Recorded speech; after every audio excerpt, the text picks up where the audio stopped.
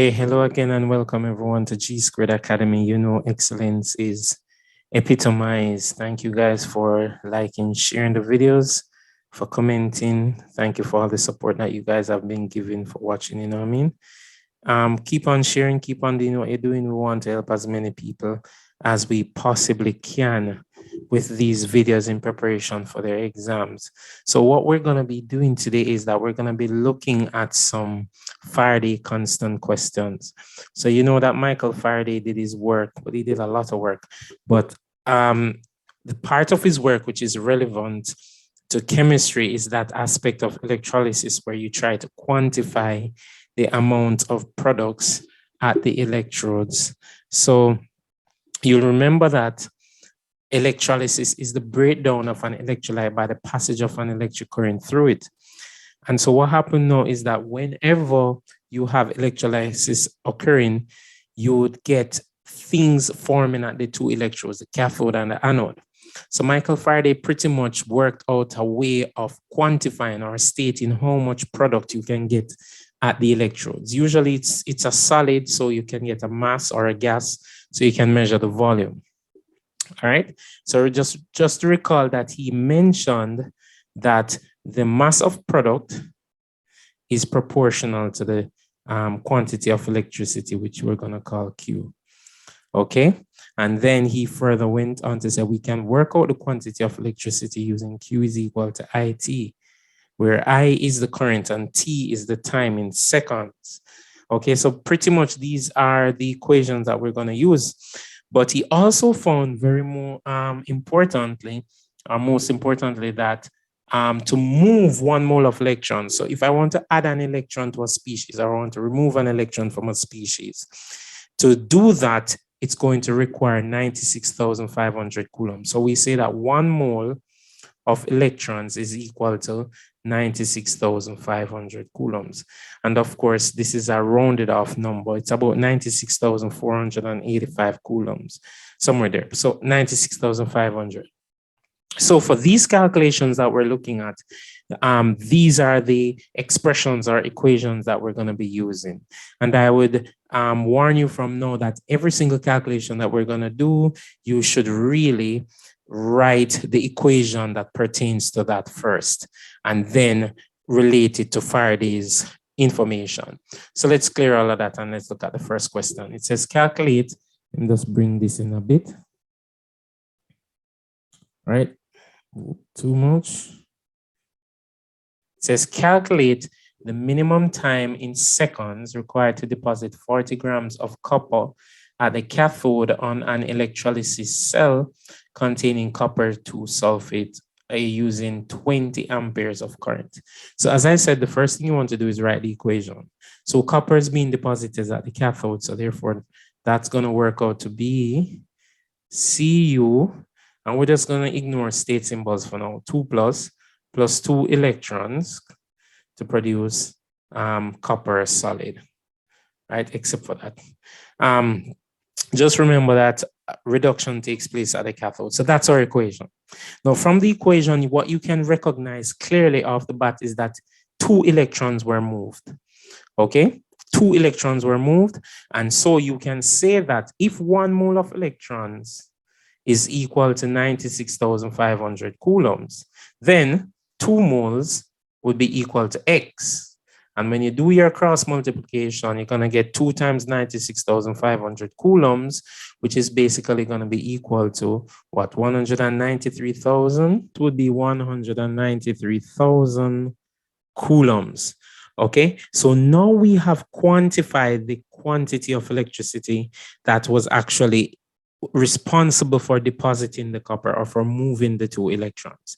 Now we're going to relate that quantity of electricity to the amount of copper that was produced. So you go back to the equation, and let me change my color here. So notice here we have 2 moles of electrons, which is equivalent to 193,000 coulombs of electricity. And that 2 moles of electrons produced 1 mole of copper. So we can now write an expression, and I'm going to have to clear off all of this. We can now write an expression that 193,000 coulombs produced 1 mole of copper. Okay. Now, since it's 1 mole of copper, we can change that 1 mole to mass. So we can say that 193,000 coulombs produces 64 grams of copper, which 63.5, 64 grams. If you check your periodic table, that's the molar mass of copper. Okay, so now we have that. What we can now do is do the calculation in terms of calculate the minimum time in seconds required to deposit 40 grams of copper. So what we want to do now is to find out the amount of electricity that would produce 40 grams of copper. So I'm going to clear all of that again, and then I'm going to write 193,000 coulombs is equal to 64 grams. Therefore, right, X coulombs is equal to 40 grams. And then you're going to cross multiply like so. So what you're going to end up with is that X is equal to 40 grams times 193,000 coulombs, put in your units, get marks for putting in your units, divided by 64 grams. Grams cancel, leaving your coulombs. So X is going to be equal to 120,625 coulombs. All right, so now we know the number of coulombs that is responsible for producing the 40 grams of copper. We can now use our equation. So we're going to clear all of that. We're going to now use our equation. Q is equal to IT, right? Where Q is the quantity of electricity, T is the time in seconds, and I is the current. So now remember that the question actually gave us the current. We found Q a while ago, and now we're trying to find the time in seconds. So the Q was 120,625, okay, coulombs, and that's now going to be equal to 20 amperes times T. All right, so now to find T, we need to make T the subject of the formula. So T is going to be equal to 120,625 coulombs divided by amperes. Now remember now that the unit of coulombs, or the unit coulombs, is made from current and time. Current is measured in amperes and time is measured in seconds. Therefore, coulombs can be rewritten as amperes seconds.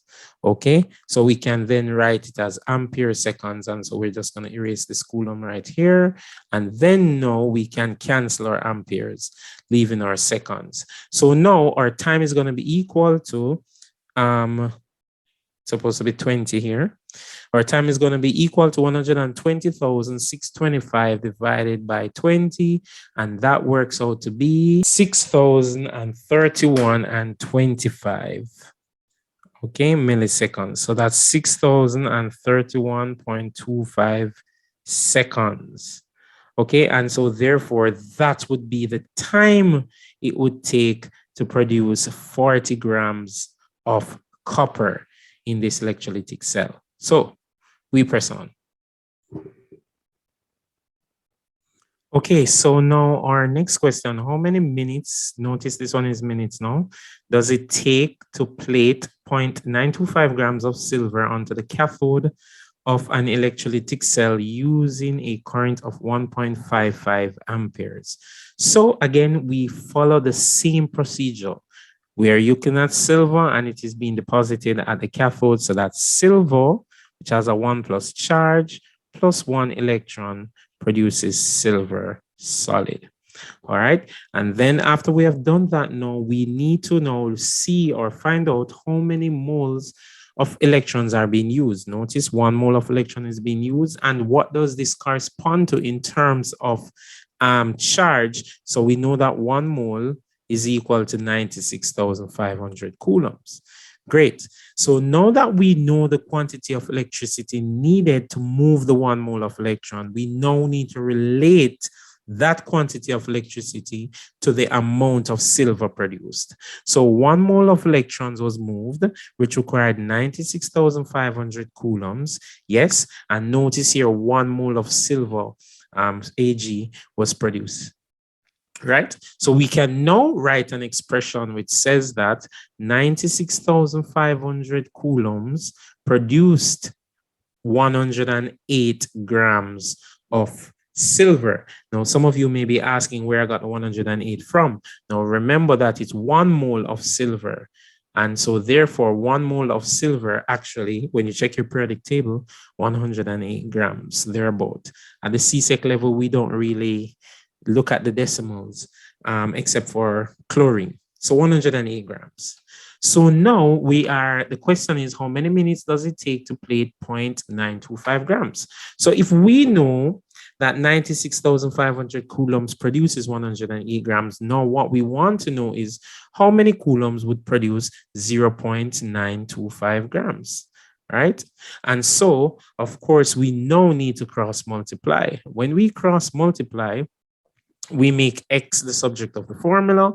X is going to be equal to 0.925 grams times 96,500 coulombs divided by 108 grams. So therefore, X would work out to be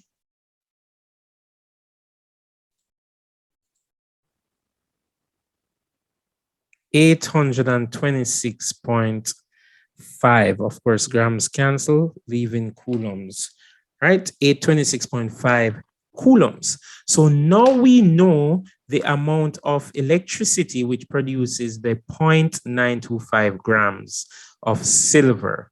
So now we can then use Faraday's expression to find out the time in minutes. So we clear our joints. So what we're going to now have is Q is equal to IT. And of course, our Q is 826.5, right? 826.5 coulombs. And then that's going to be equal to I, which is the current. And so that's 1.55 amperes times the time in seconds. So now our T is equal to 826.5 ampere seconds. Let me use ampere seconds divided by 1.55 amperes. Okay, and then now amperes cancel. So your T in seconds now, remember, is going to be equal to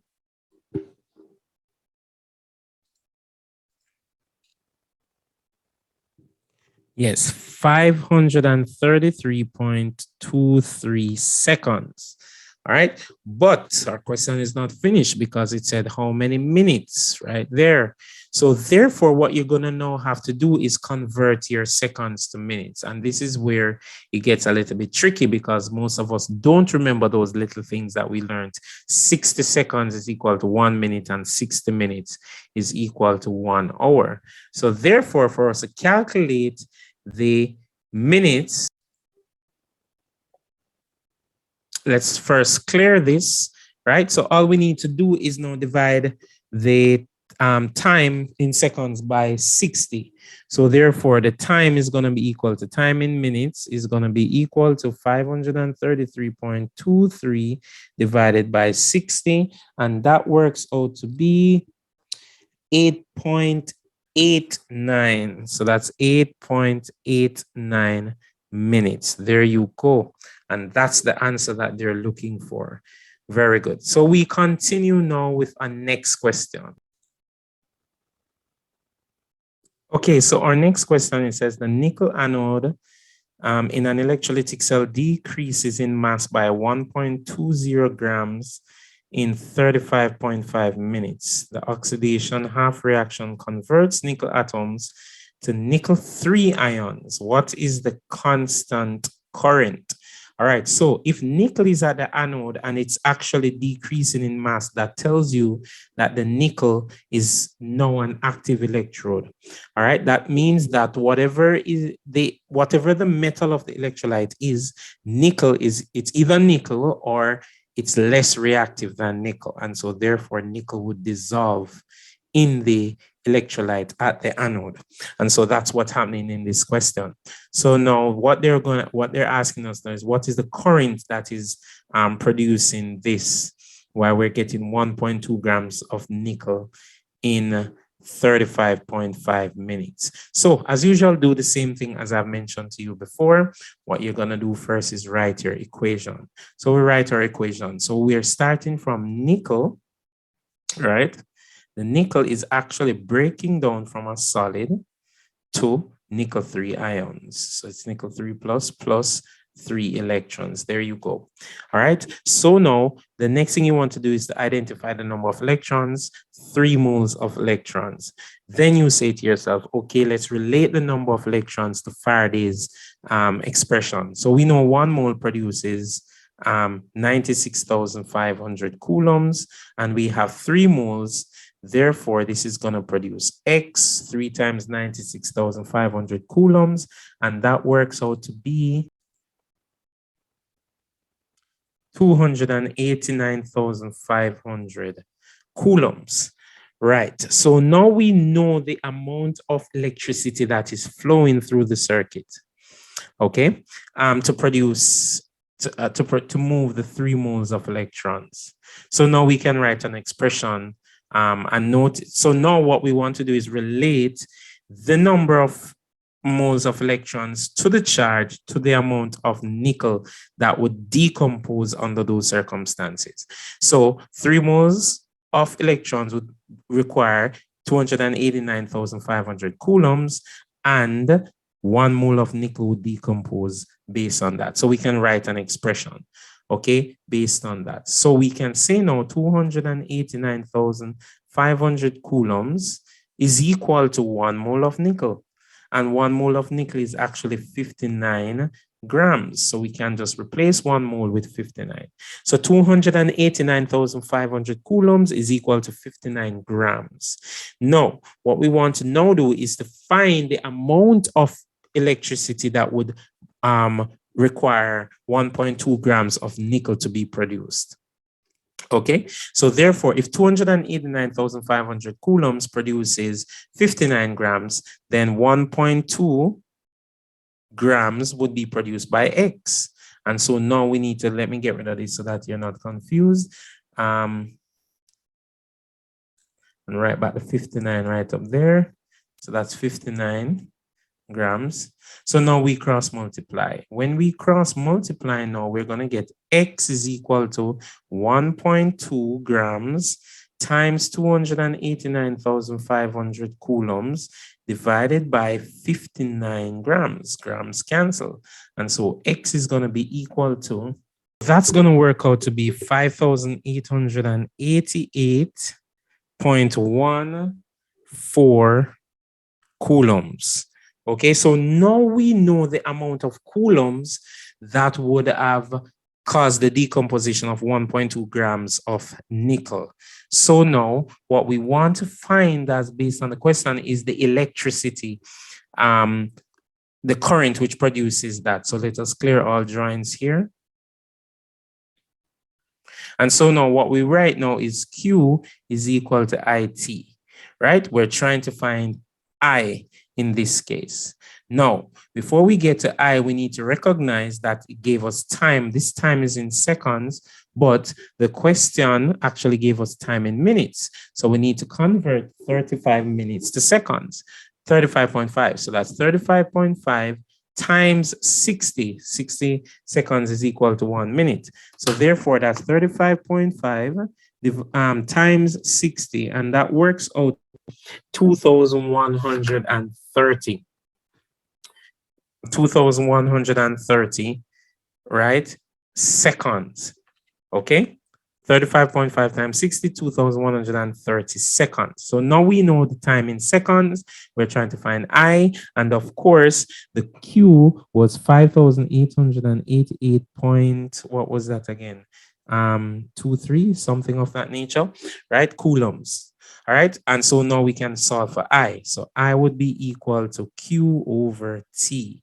So that would be equal to 5,888.23 divided by 2130 seconds. And so that now is going to be equal to, and remember, of course, that Q is ampere second, and this is second, so the seconds would cancel, and that would work out to be 2.76 amperes, right? So therefore, 2.76 amperes would be the current that is actually producing 1.20 grams of nickel in 35 seconds. All right, so we will proceed to our next question. Okay, so here's another question. A student wishes to set up an electrolytic cell to plate copper onto a belt buckle. Predict the length of time it would take for to plate out 2.5 grams of copper from copper 2 nitrate solution using 2.5 ampere current. At which electrode should, sorry, the belt buckle be attached? Let's answer that part first. So when you're setting up your electrolytic cell, remember that an application of electrolysis is electroplating metals to make them look more attractive, to let them look more expensive, and so on and so forth. Another one would be the extraction of metals like aluminum from its ore. But in this case, they are electroplating or copper plating a belt buckle. And of course, that would be placed at the cathode. Okay, so remember, whatever you're trying to coat or plate, whatever thing you're trying to plate, needs to be placed at the cathode. Okay, that's where the copper ions would be deposited. And so therefore, this has not changed anything really about how we approach our question. First thing you want to do is write your equation. You're looking at copper 2. So therefore, we know that Cu2 plus ions will gain 2 electrons to form copper solid. And of course, this is at the cathode. Okay, and so now you want to, first of all, again, identify the number of electrons. 2 electrons are involved. What is the Faraday amount or the charge required to move those 2 electrons? 1 mole is equal to 96,500 coulombs. Therefore, 2 moles is equal to 193,000 coulombs. So we know that to move those 2 electrons or to add those 2 moles of electrons to the copper 2 plus ions requires 193,000 coulombs. And so now we say how many moles of copper is produced in that? 1 mole of copper. So we can now write an expression, and I'll clear all that, which says 193,000 coulombs produced 1 mole of copper. And what's 1 mole of copper? 64 grams. You may use 63.5 grams. I think that's acceptable as well. So 64 grams. And let me just erase this bit so we can have one nice little expression. Okay, so that's 193,000 coulombs produces 64 grams of copper. Now, the question now is predict the length of time it would take to plate out 2.5 grams of copper. So we know that the charge required for 64 grams is 193,000. We want to know the charge required to produce 2.5 grams of copper. So that's X. And of course, we cross multiply again and make X the subject of the formula. And when we do that, X will work 7,539.06. All right. So that now would be the coulombs, which produces 2.5 grams of copper. So we're well on our way. So now we can write an expression for that. Okay. And then now we can relate that to Faraday's expression. So now we can say Q is equal to IT. We just worked out the Q, which was 7,539.06, 7,539.06 coulombs, right? And they're asking us to predict the length of time given the current 2.5 amperes. So we know the current is 2.5 amperes, and we're trying to predict the time. The time, they didn't specify if it was seconds or minutes, so we will always assume it's seconds. So times T. And so T would be equal to the charge divided by the current, which is then going to be equal to 3,015.625. So that's 3,015.625. And of course, this is in seconds. Okay, so your examiner could ask you to convert it to minutes or hours or days, whatever the case might be. And you would need to remember those little jingles: 60 seconds, 1 minute, 60 minutes, 1 hour, 24 hours, 1 day, etc., etc., etc. All right, so this is just a couple questions, guys, to help you in preparation for your exam. This is the quantitative electrolysis section. Just remember the tools. You write your equation first, then you relate that to the number of moles of electrons to determine the charge. Then you relate the charge to the amount of product you get. And then from there, you can use Q is equal to IT to calculate whatever it is that they're asking you to calculate. So I wish you guys all the best. And I hope you found this video helpful. If you have found it helpful, and even if you have not found it helpful, please like, share, and subscribe. Maybe somebody else will find it helpful. Thank you for all the support and all the best. See you next time.